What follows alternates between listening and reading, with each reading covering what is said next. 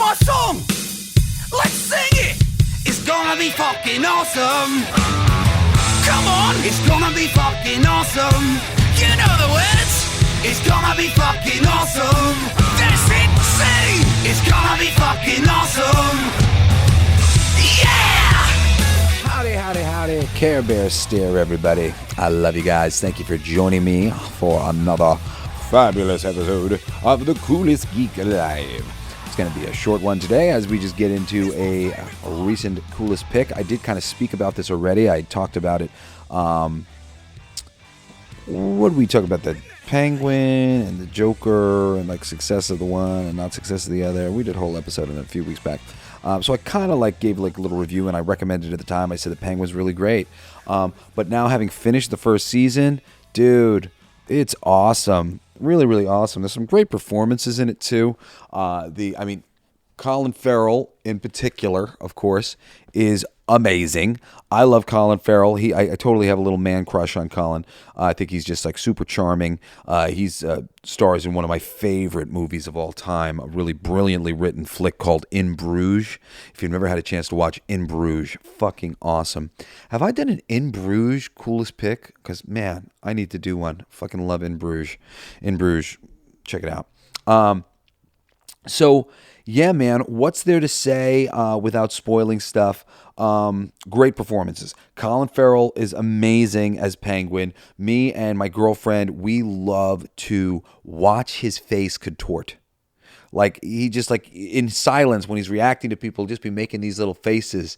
And her and I will be just giggling. Like, he's so, like, you're just going to love him. Just love this disgusting man. Then there's Kristen Milioti, who plays Sophia Falcone. She's great. Really, really great. And her character is really well-defined and fleshed out. It's awesome. Awesome stuff. I'm not a huge fan of Victor Aguilar, who is played by Renzi Feliz. His character's like, okay. But ended up being an effective character like for the series in terms of like his part in the story was useful and important and significant, despite the fact that I didn't necessarily love his role.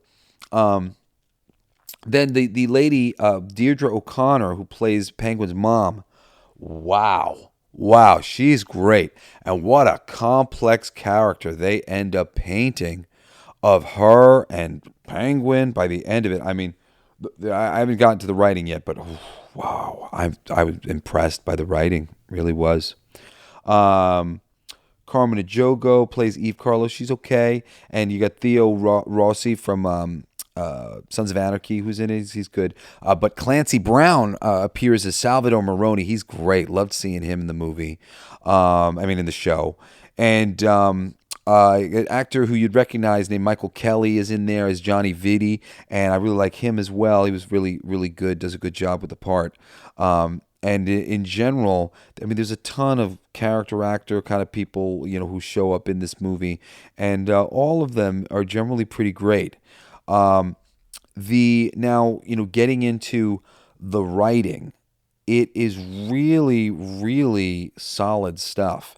And, I don't know these people from anything. There's a show called Chuck that I always wanted to watch, which is apparently was worked on by one of the main writer ladies. She also co-produced Hemlock Grove, supervising producer on Agents of S.H.I.E.L.D. I wasn't a big Agents of S.H.I.E.L.D. fan.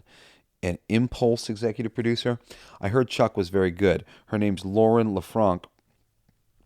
It's really well written.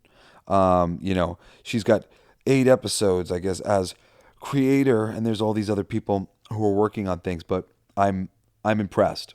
Really, like the some really great and interesting stuff, especially as it got into the last couple episodes. I was kind of multitasking as I was watching the end of it, so I wasn't able to be like as deeply immersed in it as I normally was, and still I was like, wow, like, whew, there's a lot of stuff going on here, and like, I wish I could have. I had to be filling out envelopes for my campaign. We just did Fucking for Our Future. I'm actually sending out the books right now. So I was like filling out the envelopes and stuff, and I wish that I wasn't doing that because it was really the whole end. It was so powerful. I feel like it would have been that much more powerful if I was, able to pay a little better attention. Craig Zobel, who's one of the directors who directed more episodes than others. The shows are well directed. I don't know any of these movies that he's directed. I don't. None of these people seem to be hugely. Big directors. But I mean, Kevin Bray, who is a director, he's done Walking Tall and All About the Benjamins. He directed some episodes of Heroes. He's a good director that I know. And he worked on some of the stuff. And then, there's people who I know a little bit less, but Helen Shaver, she directed The Craft and The Poltergeist, The Legacy. I've seen The Craft. Amityville Horror, or is that Amityville Horror? Yeah, Amityville Horror. So they got some cool people in here. But Craig Zobel, who's like the main guy who directed like more things. Z for Zachariah, Great World of Sound, The Hunt, and Compliance. I don't know any of those movies. Let's see, 3, 2, and 1. Yeah, and then Jennifer Getzer. She's directed some Mad Men, some Ahsoka, Westworld, Candy, some Hulu thing. So anyway. They are great. They did a great job.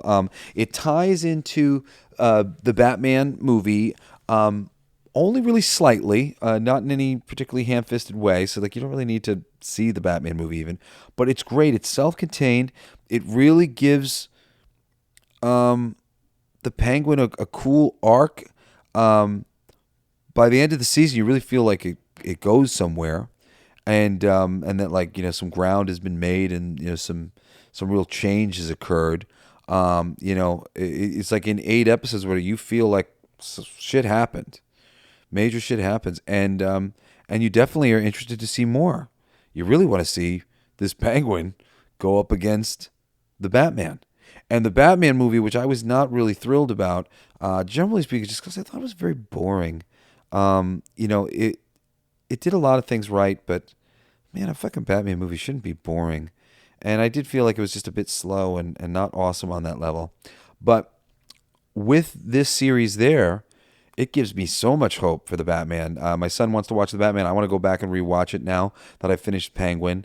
And, if they continue to play in this universe in this way, people like me, the pundits of this entertainment have been telling them they need to go small for a very long time. And I think that they're going to find if they go small and do this stuff the right way, they're going to find a huge audience there to watch. And I think they've already seen that with the Penguin. I recommend it, guys. Go check it out as fast as you can. Run, don't walk. Go check out the Penguin. Really great performance. It's really been well done here, and the writing really felt good.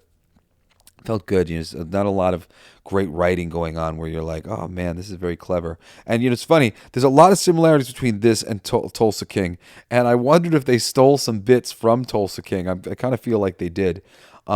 But still, they stole good bits from Tulsa King, ideas that were good, and they've done really good things with it themselves. They have some really good ideas going on beneath the surface of what has made a man like the Penguin, and at the same time, Colin Farrell and the writing makes you like him still, and you're still kind of rooting for him on some levels. It's interesting. I'm impressed by it. So check out the Penguin. I recommend it if you have. I guess it's like an HBO thing or whatever for the most part for most people, but like through Paramount Plus, I've been able to watch it. We have that, I guess, through Amazon, so that's another way you can check it out. But otherwise, I think you go the Max route. Anyway, yeah, I'm for it, man. Check it out. If you love music like me, I do a show called All Your Favorite Bands Suck every Monday, and I've got like 50 bands under my belt that I've done showcases on. It's just like less than an hour usually of me gushing about a band, playing you songs from their different albums, their best albums, telling you what albums to check out. And then if you're a geek like me, every Wednesday I do a feature on the industry of geek culture, whether it's like something that they're majorly fucking up, something that they're doing great, or they have done great in the past that's worth your time. And then on Saturdays, I do Coolest Picks and Coolest Classics, which are just me recommending great TV shows, great films that you should check out. And then, of course, every Friday, I've got my new show, Everything They Don't Want You to Know, which is on esoteric wisdom. This week, I did a special report on Trump and the truth about Trump and all that stuff. And if you want to know the truth about Trump as I have been able to figure it out, check it out. I'm pretty expansive and honest about it all. Anyway, I love you guys. I hope you have enjoyed this little mini episode of the Coolest Geek Alive, and I hope you will join me again next Saturday and again next Wednesday for another fucking awesome episode of the Coolest Geek Alive. Love you guys. Bye-bye. You've been listening to Coolest Geek Alive with me, your host, Jesse Blaze Snyder. Don't forget to rate, comment, and subscribe for more excellent geek culture content. Thanks for listening. It's my favorite part.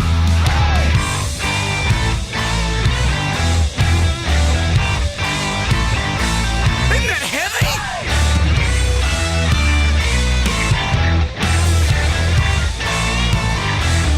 I'll play that. It's gonna be fucking awesome. Coolest alive. It's gonna be fucking awesome. Stay with your tribe. It's gonna be fucking awesome. Revenge of the Geeks. It's gonna be fucking awesome. Week after weeks. It's gonna be fucking awesome. Laughing with you. It's gonna be fucking awesome. And crying sometimes too. It's gonna be fucking awesome. Spelling it out. It's gonna be fucking awesome. Making you shout.